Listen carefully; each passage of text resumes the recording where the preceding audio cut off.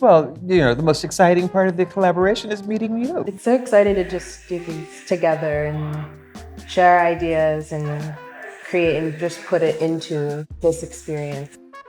When I see the first flowers bloom, I think about my mother. And I think about spring and these glorious days of the beginning of spring, where I was with my family, and they would lay out a picnic. And so we would go there on May Day. By the time I was 5 or 6 years old, I always associated spring and May with both renewal, energy, life, and with protest. I love that. It's so beautiful. Right? When did you realize that, food was your way of entering into a deeper space? I think the second I became conscious, to be honest. I used to play in the garden, playing with flowers and all the materials and creating like alchemy with that. And that's still my favorite way to cook, is just touching the earth and putting it inside of our bodies. In our conversations, we then sort of came up with these ideas about the recipe for love. Like what would be a recipe for love? Yeah. And so we decided, well, that's kind of beautiful. That's a beautiful phrase, right?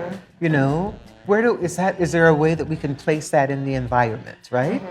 So, okay, let's use the chargers. We'll use the plate. We'll use that as a place, right? Because ultimately, when you start to really for me, when I start to sort of break things apart, what, the sort of renewal means, ultimately, has to do with care and love. And love has to do with listening.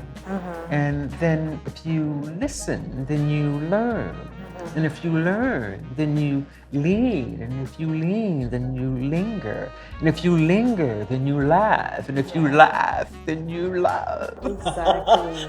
I think that's so important to remind people, because I feel like the winters, it just toughens people up. People deal with all sorts of harshness, and the best way to make any changes around a dinner table. Break bread and reset, nourish together. For me, this artist table of coming together, of being together around food, it's also the way that we nourish one another, but it's also the way that we nourish one another through love. And during a moment and a time of incredible divide, for me, I think this idea about a recipe for love, of really listening and learning from one another, is the thing that I'm really hoping that we really bring to the table tonight with your food, with your magic. It is a flower and a hope. And so to be with you in this moment, in your grace, I'm simply profoundly honored, and thank you for joining with me in the process.